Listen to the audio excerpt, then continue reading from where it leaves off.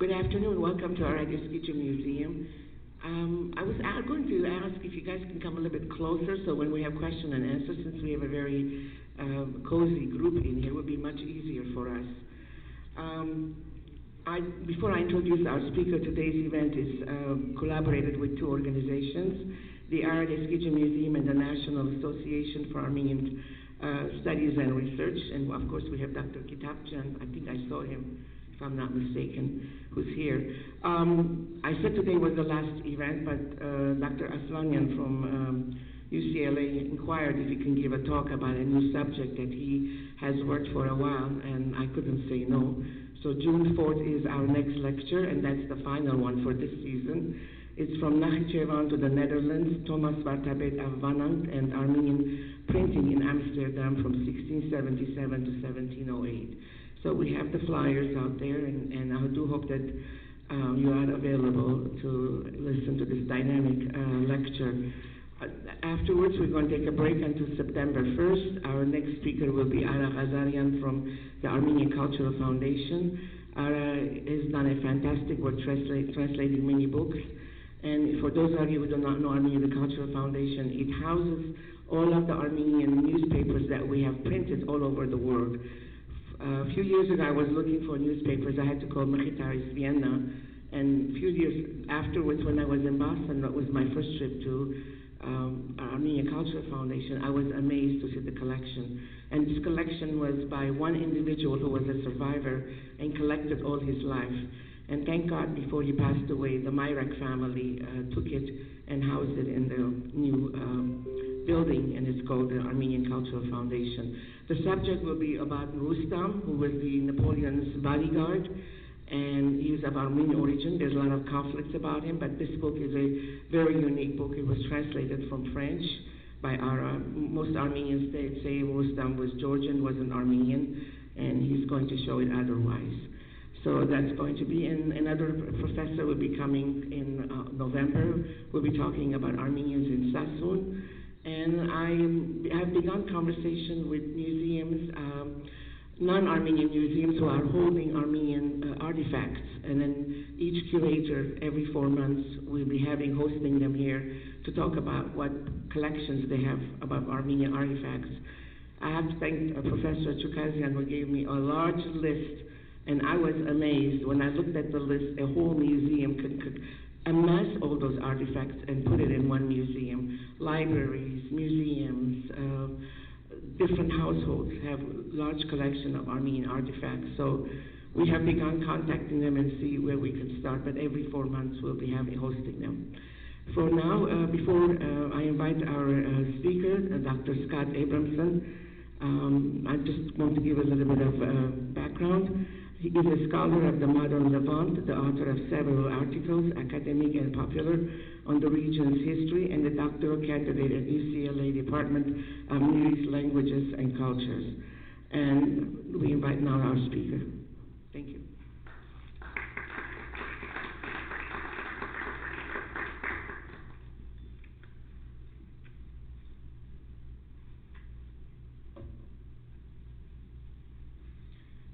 Thank you.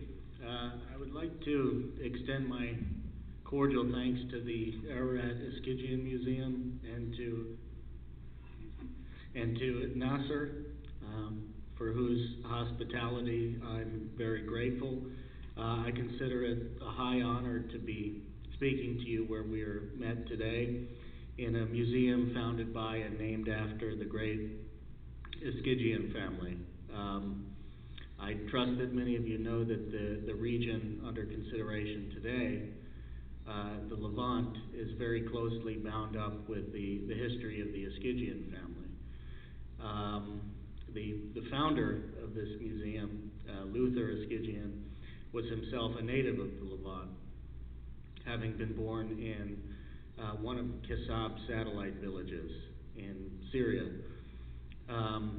Luther's father, Hovannes Eskidjian, is forever linked with another locality in the Levant, Aleppo, which was where he established the hub of the underground network that provided relief to Armenian deportees whom the Turks had banished to the city. On many levels, both minor and significant, Levantines have been well-served beneficiaries of Armenian labor and ingenuity. A diner at a restaurant in Lebanon who orders sujuk or basturma is enjoying dishes introduced to the region by Armenians from Kayseri. If the diner in that restaurant in Lebanon is a vegetarian and opts for a meal consisting mostly of bread, then it's more than probable that the flour with which that bread was made was sourced from Bacalian flour mills, which by some estimates is the Armenian company that provides perhaps half of all of Lebanon's flour.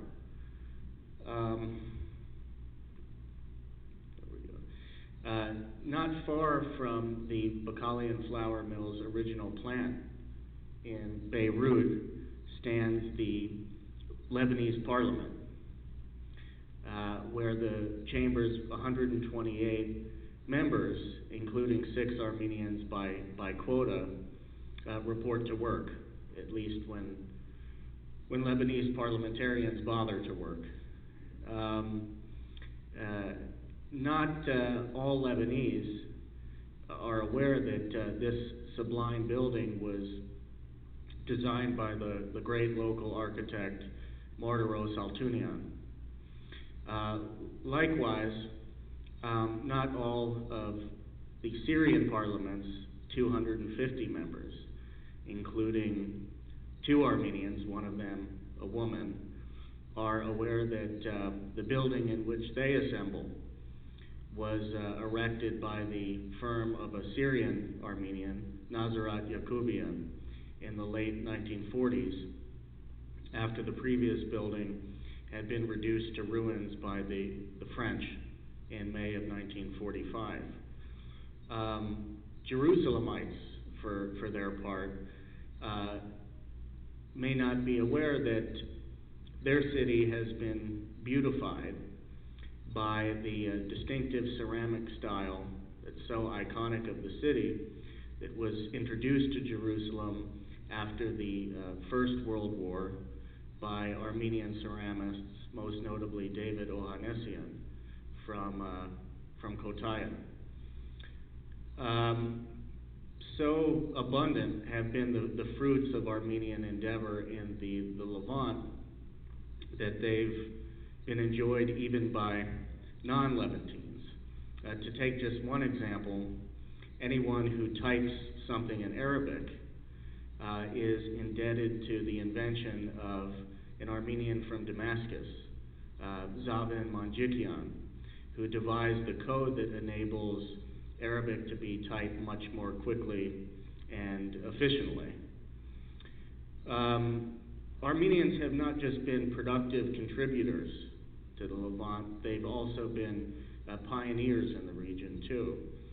Some of the first and most advanced hospitals in the Levant were founded by Armenians. Photography was almost single-handedly introduced to the region by Armenians, both the technology and the industry. But it should also be noted that, by way of digression, that pioneering is not an isolated one-off achievement, because the novelty introduced by a pioneer multiplies by imitation or instruction or competition. So pioneering ought rather to be seen as the first step on a path to subsequent creation. For all their many enrichments of Levantine life, Armenians in the historiography of the region have been denied the recognition that they are due.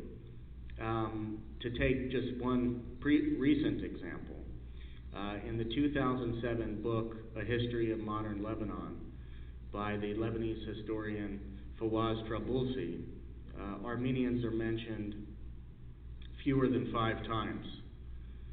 What's more, in all but one case, Armenians feature simply as one Christian group in a list of Lebanon's Christian sects. This presentation is my own humble corrective to this omission. The material we'll consider today derives from an article I've been at work on for a few months now. The research I've conducted has been in 5 languages: Armenian, Arabic, French, Hebrew, and English. I don't myself know Armenian, so access to sources in this language was enabled by the translations of a talented undergraduate at UCLA who assisted me.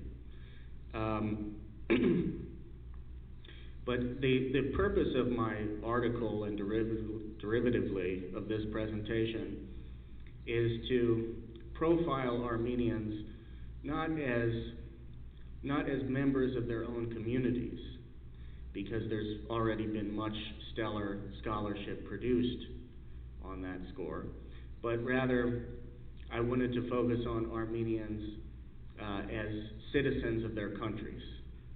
Specifically, I wanted to engage with the question, how have non-Armenians in the Levant benefited from the Armenian presence in the region? My main consideration in deciding today what to exclude and what to include was not an academic one. It was simply, I thought to present what's most interesting, what I think you would find most interesting, to what a general audience I think would find most interesting. So if you're bored, then I've really failed. So the findings that I will present are neither exhaustive or even comprehensive, or neither exhaustive nor even comprehensive, because if I were to profile Armenians in all their Levantine glory, my voice would desert me, and the audience probably would too. So this is just a cross-section, a sample of certain Armenian personalities and certain Armenian contributions that have enriched the Levantine experience. I thought to begin simply by unpacking the meaning of the word Levant. In contemporary usage, Levant designates the region at the eastern end of the Mediterranean Sea, occupied today by all or parts of Turkey, Syria, Lebanon, Israel, Palestine, and Jordan. For some reason, the former Sanjak of Alexandretta is not colored green on this map, but it ought to be because it's unambiguously Levantine. As I'm sure most of you know, this territory was detached from Syria and given to the Turks in 1939. But while we're on the subject, it should be noted that Kasab, of course, remained Syrian, even though Kasabsis lost about 1/3 of their lands. And one of the main reasons that the territory remained Syrian was due to the efforts of the Catholic Armenian Cardinal Akhajanian, whom you may know as a possible candidate in a papal election a few decades ago in the 1960s.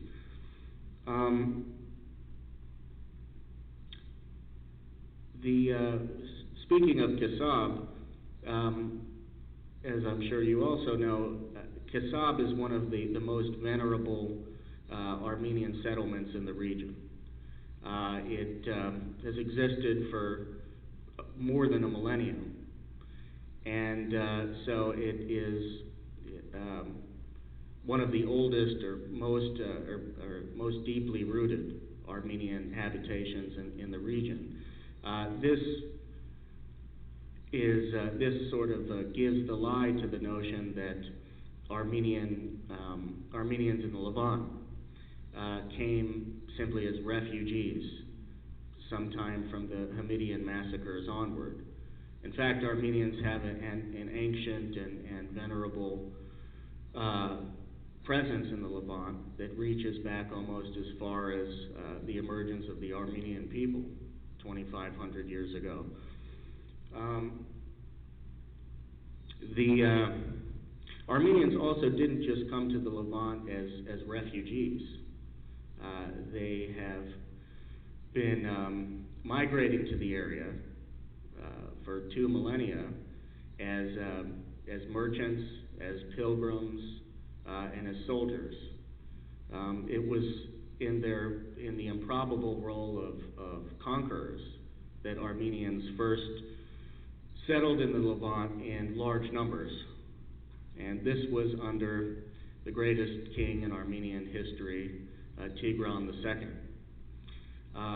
Tigran occupied much of the Levant for about 15 years in the 1st century BC, and when he extended his rule to the Levant, he introduced to the region many Armenian settler soldiers. After Tigran's empire, because it stretched from the Caspian to the Mediterranean Sea, receded into Asia Minor, many Armenians remained.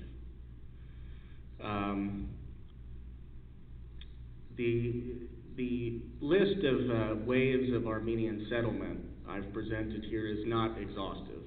I've chosen to just highlight a few signal inundations of Armenians into the region, not all of them.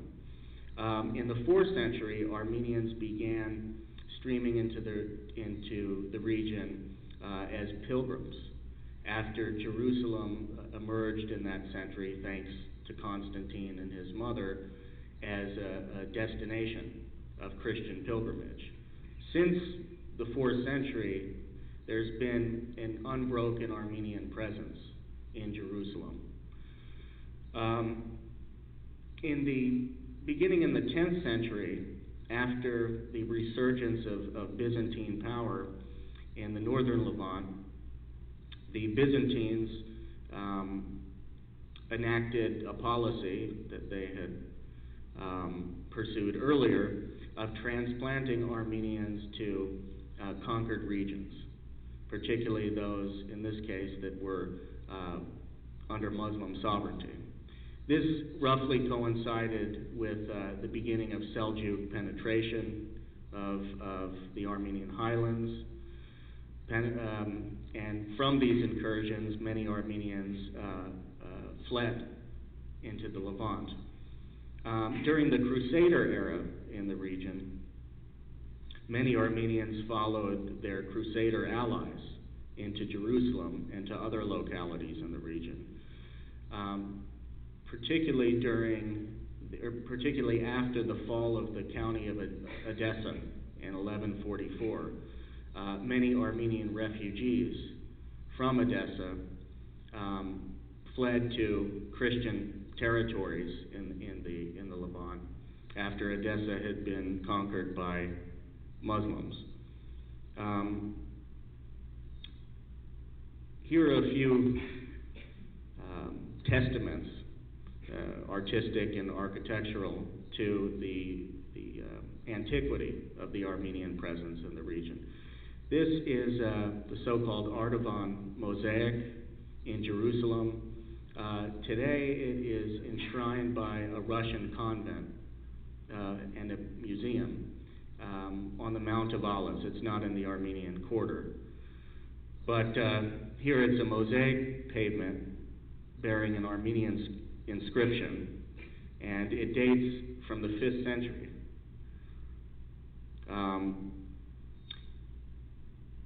When the Crusaders controlled Jerusalem and established the Kingdom of Jerusalem that encompassed it, one of the queens who presided over the Crusader state was Queen Melisande. She was married to Folk of Anjou, and she was the daughter of Baldwin II. She was also one of the greatest builders in Jerusalem's history. She certainly ranks with King Herod as being one of the most prolific builders in the city. And even though she was married to a Frank and she was Catholic, because her father was absent for most of her life, her upbringing, her education, her language, her enculturation were much more Armenian than Frankish. And she can be credited with having bestowed on Jerusalem some of the most glorious architectural creations in the city.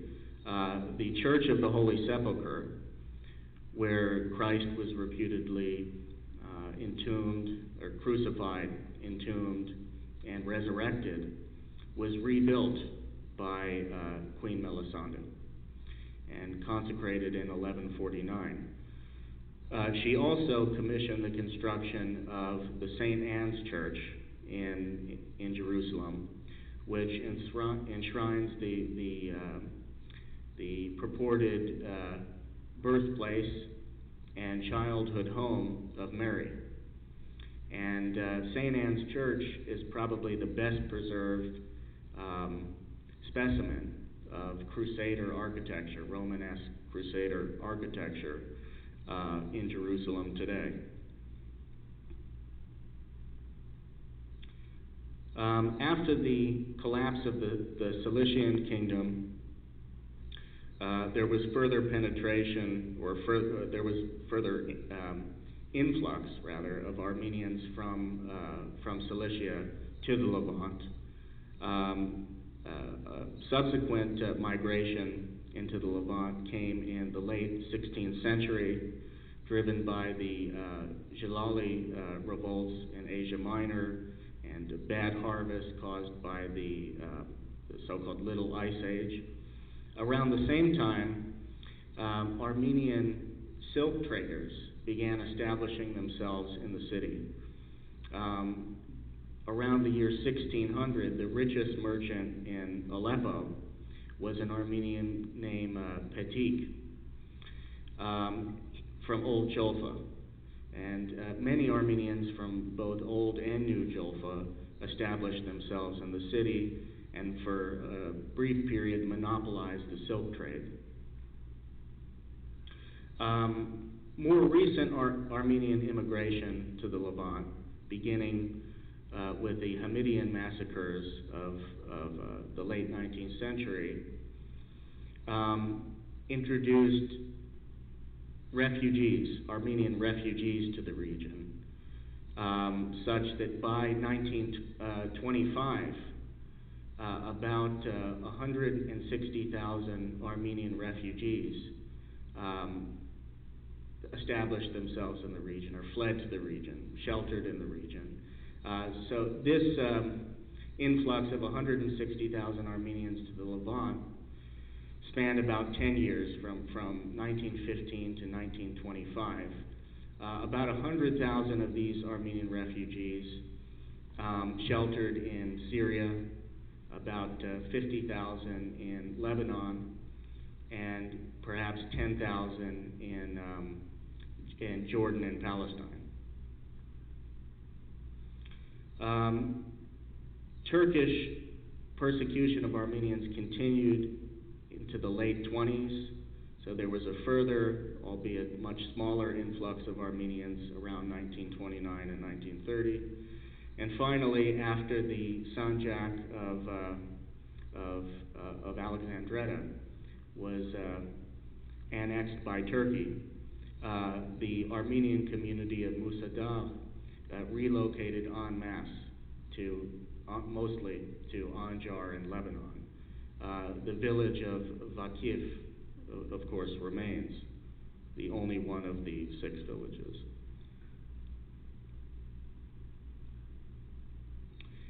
This is the 40 Martyrs Cathedral in Aleppo, and it's one of the oldest Armenian churches in the Levant. Most of it has been spared the destruction inflicted by the Syrian civil war. The compound, the annex, the compound was reportedly destroyed, but the church itself has, according to what I've seen, been unscathed.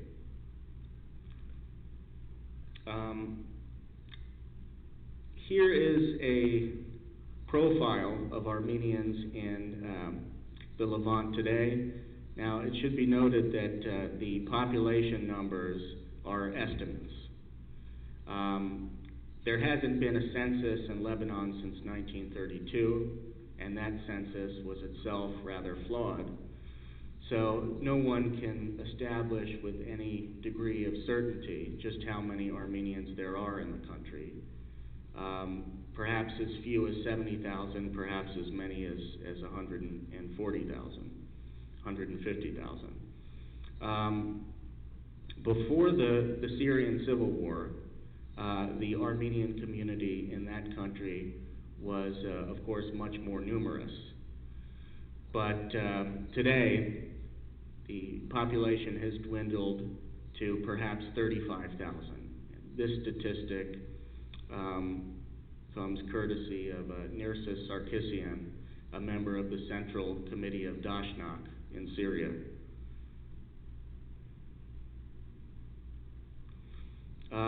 In Israel, there are, according to the estimate of Nurhan Manougian, 3,000 Armenians. Of course, the largest concentration is in the Armenian quarter. And Patriarch Manougian has added that perhaps most of these 3,000 Armenians are estranged from their roots. So the degree to which they're Armenian is not easy to establish. In Jordan, there are perhaps 2,000 Armenians.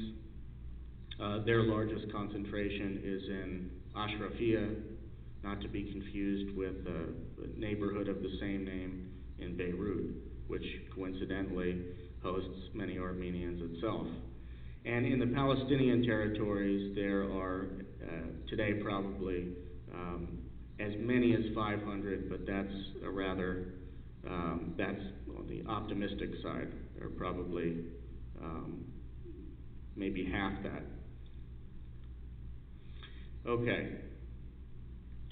I'd like to discuss Armenian pioneering in medicine, because in the 19th century, Armenians were trailblazers in this field, and they can be credited with improving the welfare of many Levantines, both Armenian but mostly non-Armenian.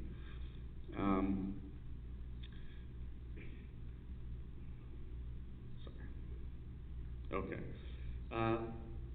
Dr. Pakraduni Kalust Bartan was an Armenian from Istanbul, a Protestant who served as an interpreter for the English in the Crimean War, the same war in which Florence Nightingale distinguished herself as the mother of modern nursing. So impressed was Dr. Bartan with the effects of the medical service that was provided to wounded soldiers that he took up the practice of medicine himself.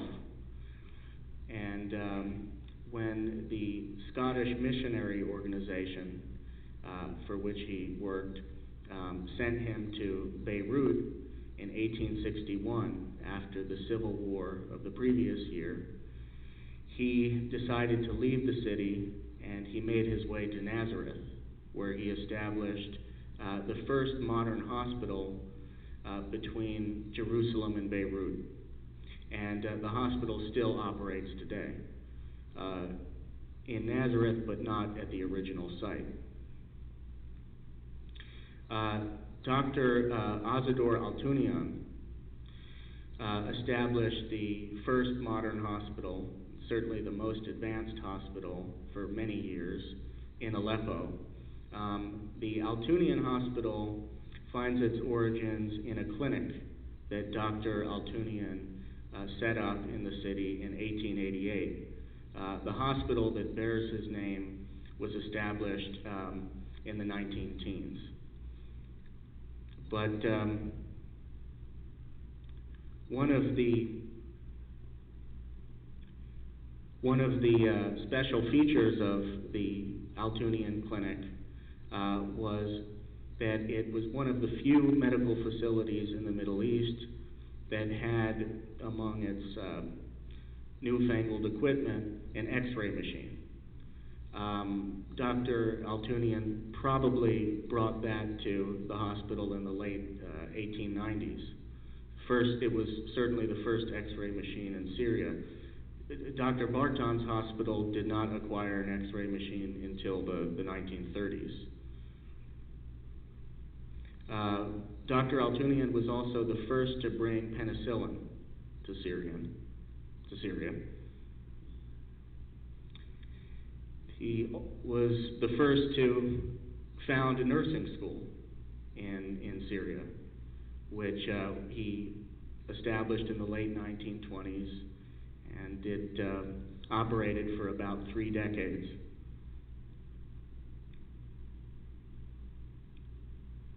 Robert Jabijian, for his part, set up the first ophthalmological hospital in Syria, which he did in the early 1950s. In Jordan, Armenians were among the first physicians and pharmacists in the country. An Armenian pharmacist in Karak, Jordan, remained the city's or the town's only pharmacist for about 20 years.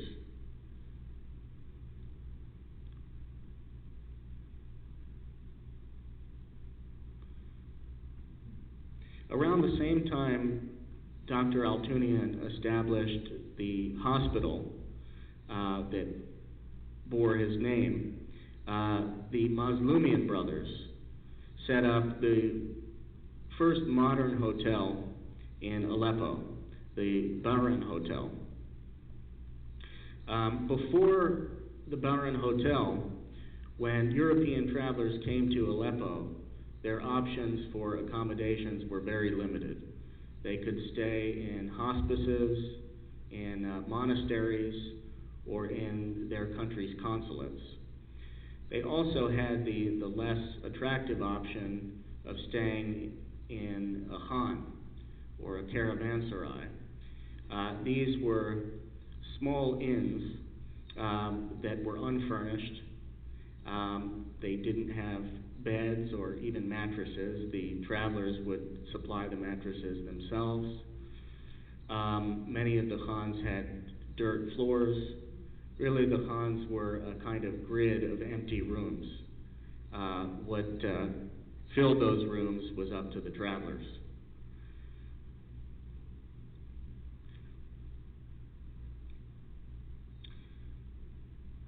The Baran Hotel, as this poster indicates, was the only hotel in Aleppo recommended by travel agencies. This wasn't an empty boast because the Thomas Cook Travel Agency, the world-famous British Thomas Cook Travel Agency, recommended the Baran Hotel, and in so doing, attracted many European visitors to the city who might otherwise not have come had the accommodations remained, as far as they were concerned, rudimentary. This poster reads, the first unique hotel, the first hotel in Aleppo, central heating throughout, complete comfort, uniquely situated, the only hotel recommended by travel agencies. So the Baron Hotel was both a magnet for tourism and a stimulus to Aleppo's hotel industry. Because as I mentioned at the outset, pioneering has a way of inspiring successors, of multiplying the novelty introduced by the pioneer. Some great luminaries in history, some more infamous than famous, have stayed at the Baron Hotel. These are among its guests. I should note that Ataturk was the last Ottoman guest to stay at the Baron Hotel.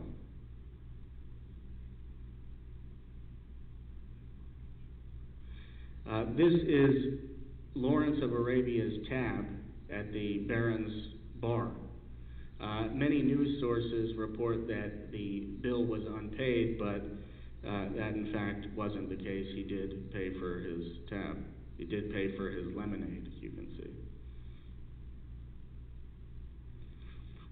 Architecture has been another field of endeavor in which Armenians are much overrepresented. The Lebanese parliament, as I mentioned, was designed by the architect Mardaros Altunian in the early 1930s. The design of the building was awarded to, the commission to design the building was awarded to Mardaros Altunian as part of a competition that the French mandatory authorities in the country had sponsored. The Pine Palace in Beirut, which was conceived as a casino, but later used as the residence of the French High Commissioner, was designed by Gaspard Nafalian, among others. But when the Pine Palace was renovated in the early 1930s, Gaspard Nafalian was the sponsor of the project. He was the director. The picture below the photograph of the Pine Palace is from September 1st, 1920, the day on which Lebanon was proclaimed as a state. The dignitaries assembled, among them the Maronite Patriarch and the French High Commissioner Gouraud, are here seen in front of the Pine Palace, just a few years after it was erected. And next, the Petite Sireh, which was one of Beirut's most glorious buildings until it was razed in 1950, was designed by Bishara Effendi, also known as Manuk Avedissian, who was the chief engineer for the Vilayet, the province of Syria, and later of Beirut.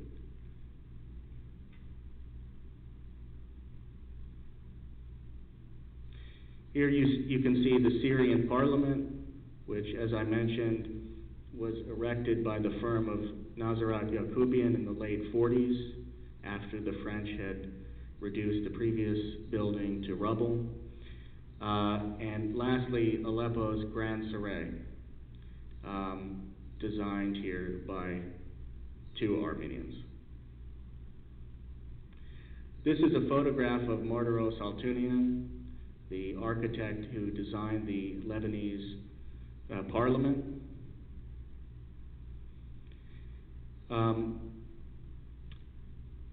It should be noted that the nature of Martiros Altunian's work was interfaith, was ecumenical, because it wasn't just churches or Armenian churches that he designed. He also designed mosques and, as you'll see, a Greek Catholic church. This mosque, made of dressed yellow stone, was designed in the late 30s by Martiros Altunian. This is a Greek Catholic basilica in Lebanon, Neo-Byzantine building that Martiros Altunian designed. This, I think, is familiar to many of you. This is the seat of the Cilician See in Antolios, and you can see that the architectural forms are quintessentially Armenian. The conical drums capped by the cylindrical drums capped by the conical cupolas, which quite evocatively recall Echmiadzin.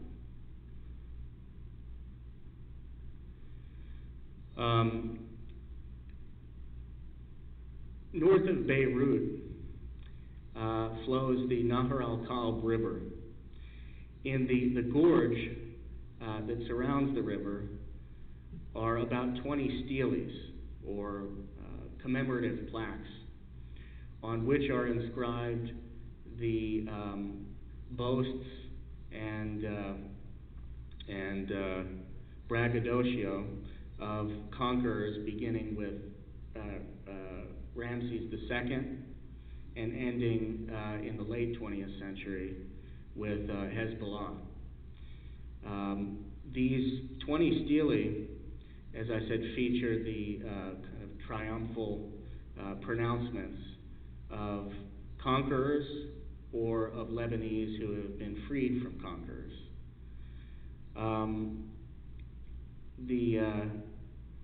Two of these 20 or so steles were designed by Martiros Altunian.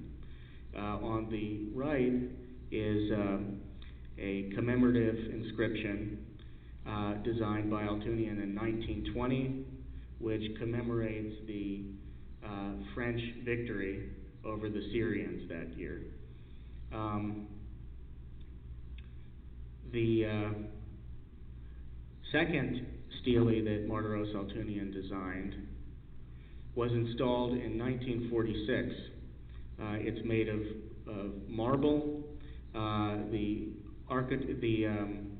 artistic form is quintessentially Lebanese, as shown by the lancet arch. And you can also see the muqarnas, those honeycomb-like niches on the top of the stele. And this plaque was fashioned only in about 2 weeks. It was commissioned by Bishara al-Khoury, who was the Lebanese president. And it commemorates the French evacuation of Lebanon in 1946.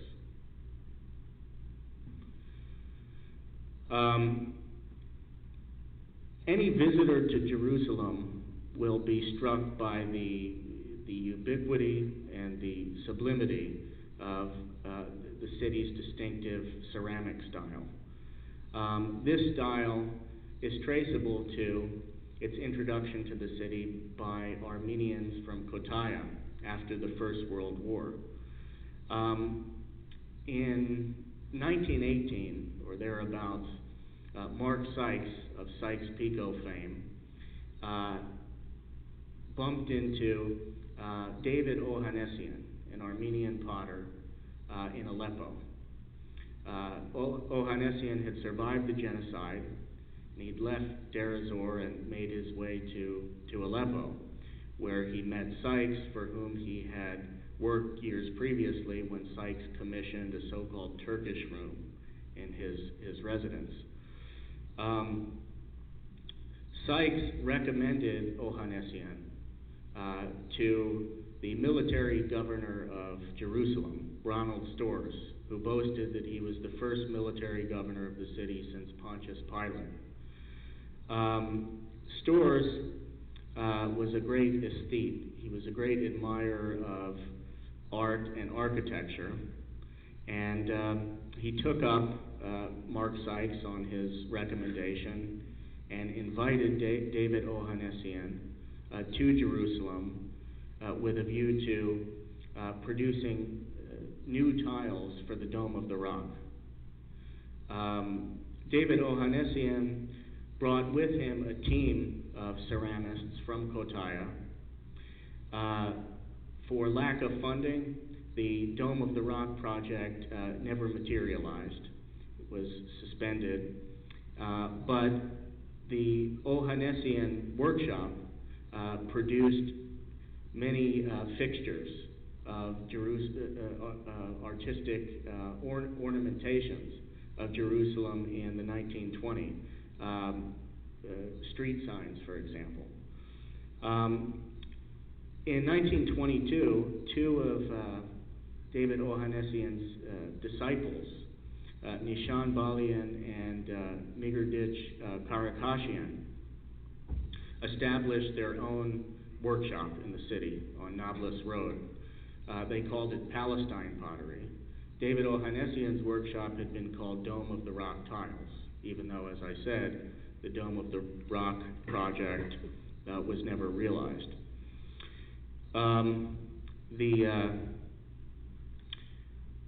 The new workshop of Palestine Pottery on Nablus Road continued under the direction of Balian and Karakashian until the 60s, when they split, but remained on cordial terms, and they separated into two workshops. Today there are about, I believe there are 5 Armenian families that operate ceramics workshops in Jerusalem.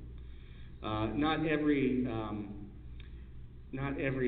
artifact you see that was rendered in this style is an authentic Armenian creation. Many are knockoffs produced in Hebron. The street sign you see on the right was not one of those from the 1920s I mentioned. In fact, the Arabic and English section was produced in the 1960s. The street signs were commissioned by King Hussein of Jordan. The Hebrew section on top, which you can see is rather incongruous, was commissioned by the Israelis after the Israeli conquest of the city in 1967.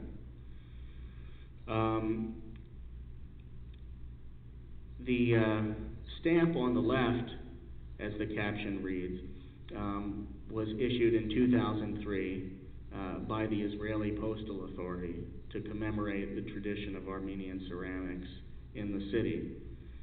C.R. Ashby was a celebrated British architect, a student of Arab culture, and an admirer of Oriental art, and he was a great enthusiast for the pottery of the Kotaya ceramists. This is an extract from a 1927 edition of National Geographic, which in part profiles the Armenian ceramists of Jerusalem.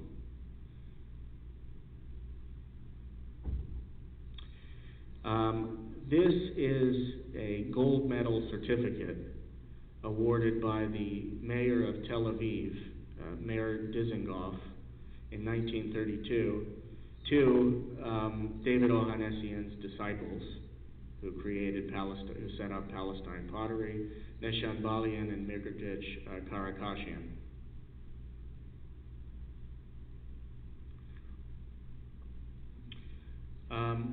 When you think of Armenians in photography, your mind probably comes to Yusuf Karsh before it does any other Armenian photographer or personality in that field.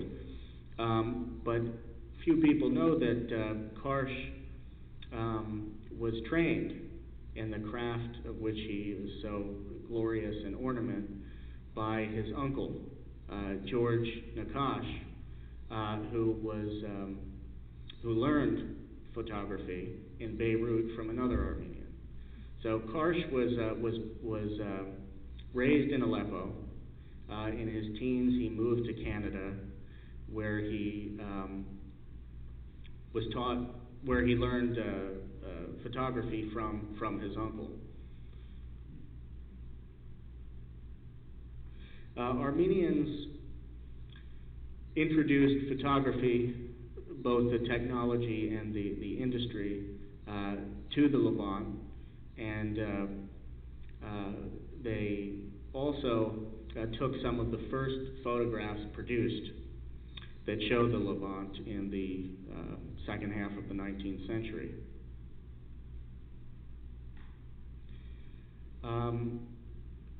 Patriarch Yesai Garabedian was a great enthusiast of this new technology, which he was exposed to in Britain.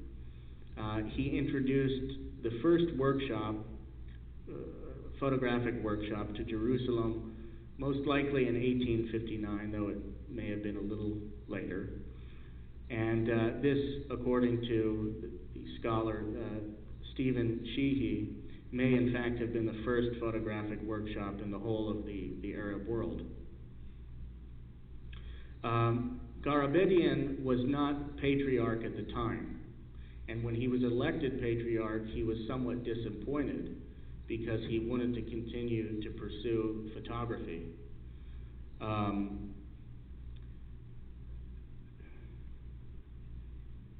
Garabedian trained a number of stellar Armenian photographers who established ateliers and trained their own disciples in turn.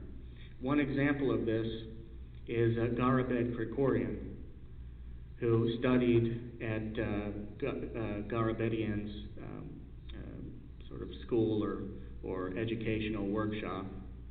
He, in turn, trained Khalil Ra'ad, who was Palestine's first Arab photographer. He was, in fact, a Maronite from Lebanon who immigrated to Palestine, converted to Protestantism, and learned under the tutelage of Garabed Krikorian.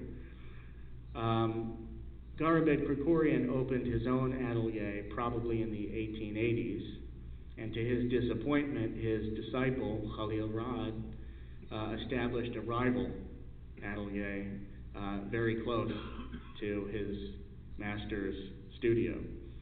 The two fell out. They later reconciled, and they established a joint business that divided their responsibilities such that Khalil Ra'ad focused on photographing scenery and Krikorian on producing portraiture.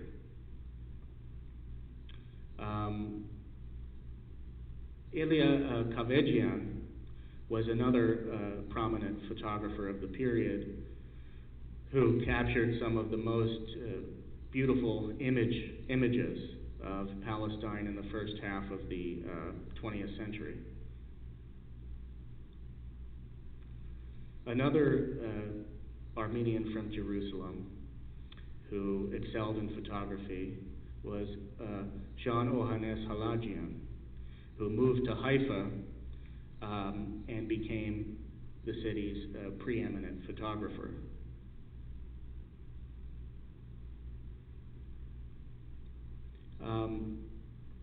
An unrelated initiative in photography that dates from the second half of the 19th century, was the Serafian Brothers firm in Beirut.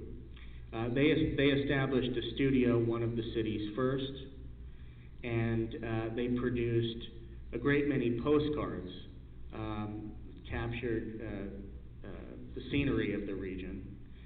They, at one point, may have produced a fifth or a quarter of all of the postcards made in the region in the early 20th century, first half of the 20th century.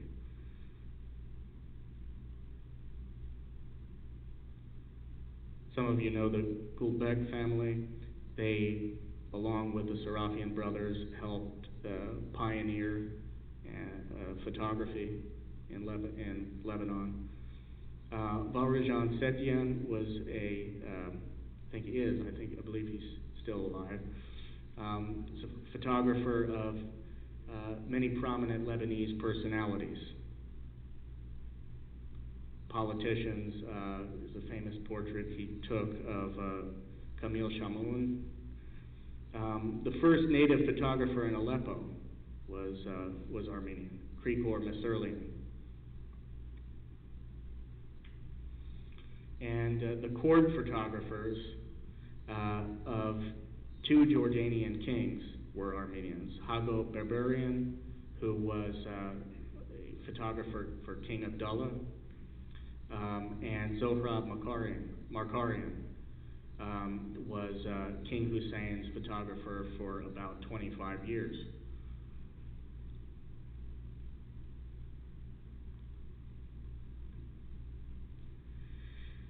This is a Serafian Brothers postcard. It shows Betadin in Lebanon.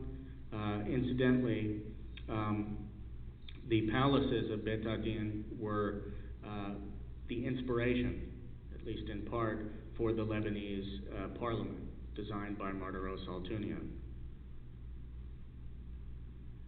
This is another Serafian Brothers postcard showing a photo of Bliss Hall, the American University of Beirut. The Serafian Brothers were the official photographers of AUB. This is, I believe, from 1920. Incidentally, the first native-born professor at the American University of Beirut was Armenian, John Vartabed. This is a photograph from Valerijan Setyan. Of course, it's the legendary Lebanese cedars in the mountains of Lebanon. And another field of endeavor in which Armenians have excelled in the Levant, as elsewhere in the world, is music.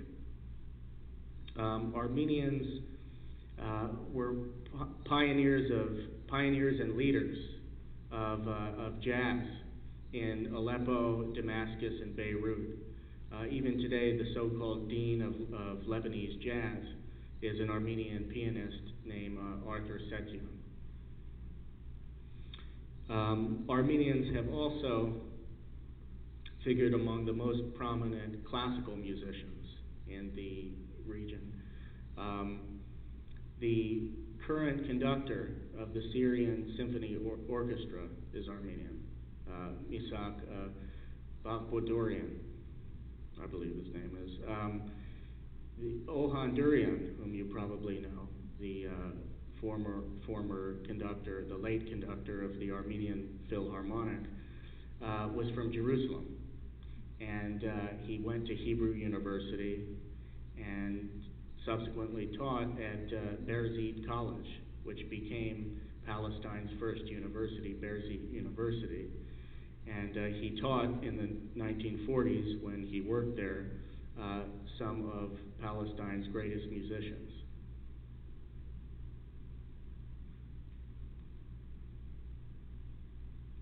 Another figure in classical music worthy of mention is Vag Papian, who was born and raised in Soviet Armenia, but moved to Israel with his Jewish wife in the early 90s after the collapse of the Soviet Union.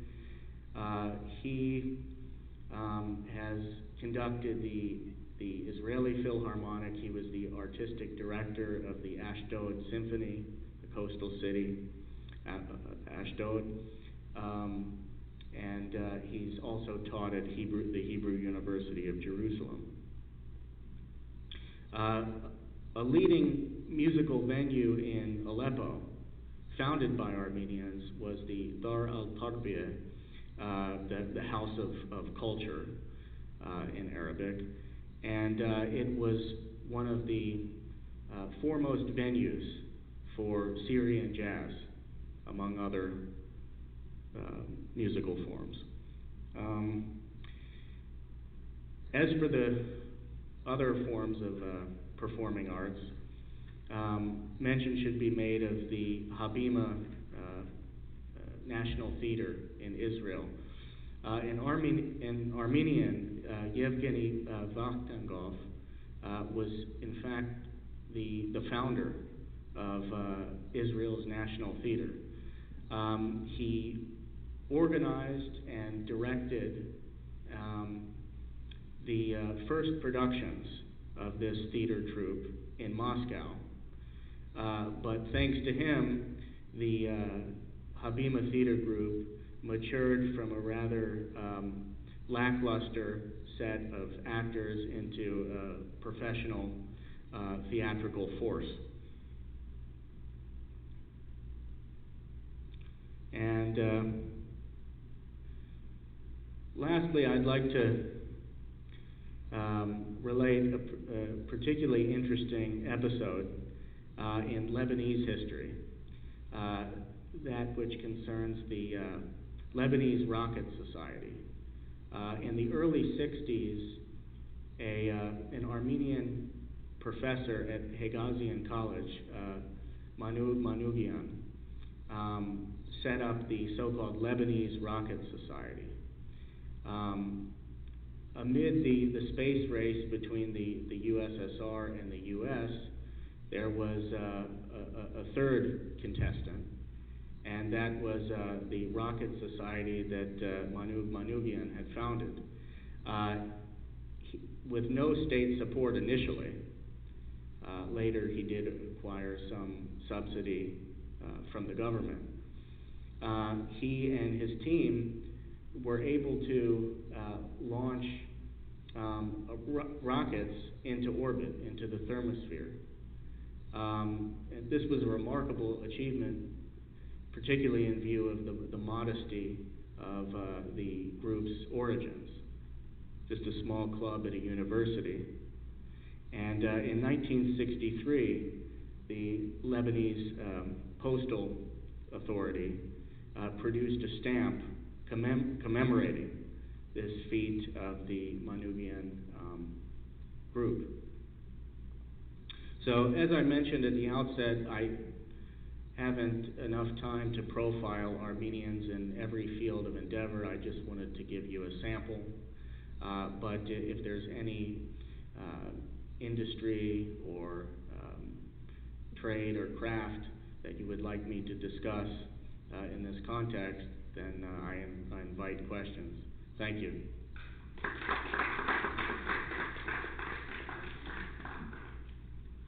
Yes?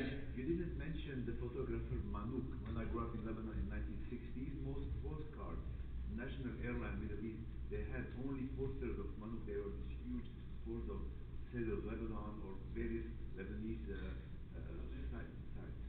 You're right. Thank you, yes. I did. That was an omission that I take responsibility for. Thank you. About painting or sport, the contribution of Armenians in sport and painting in Sure. Levant. You didn't speak anything. Most famous artists were Armenians in Lebanon. Yes, Armenians, particularly in Lebanon, excelled in painting. Perhaps the most prominent practitioner of the art was Paul Giragosian, who was from Jerusalem and moved to Lebanon where he trained many disciples like Seta Manoukian. And he is probably Lebanon's most exhibited painter. It should also be said that,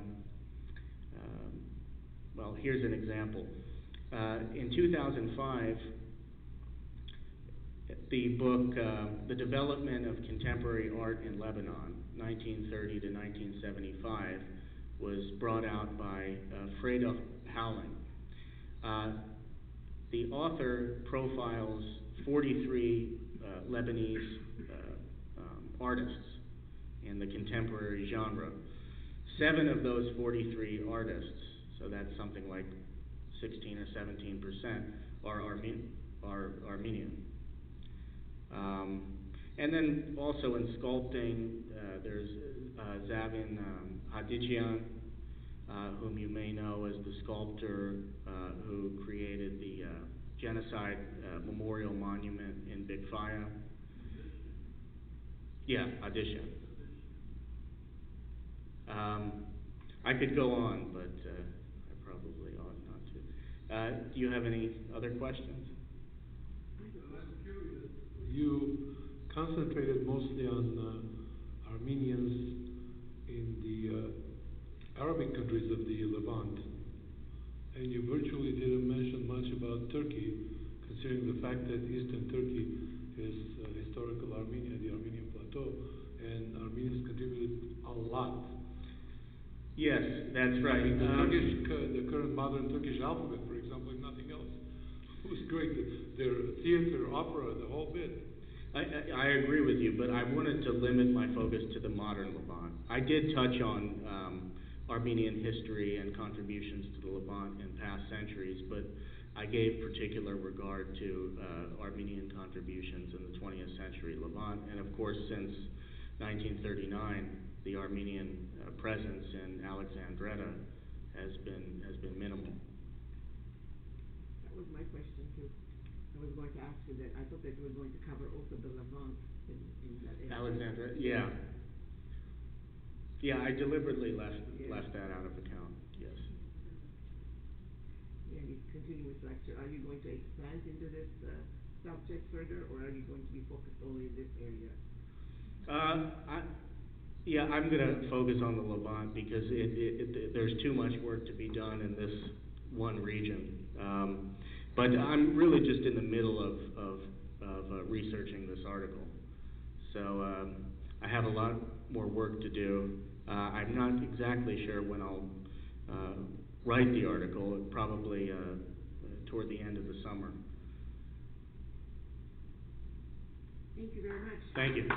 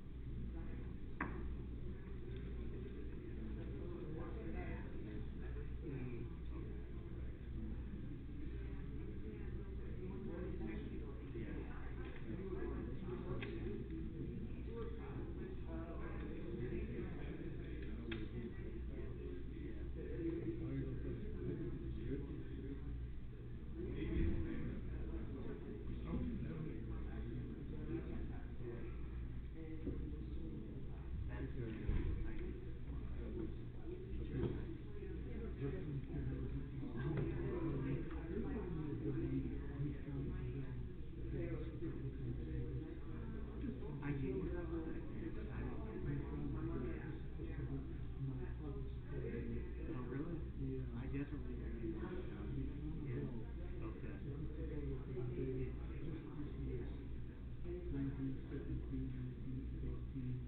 Is he still alive? No. Okay.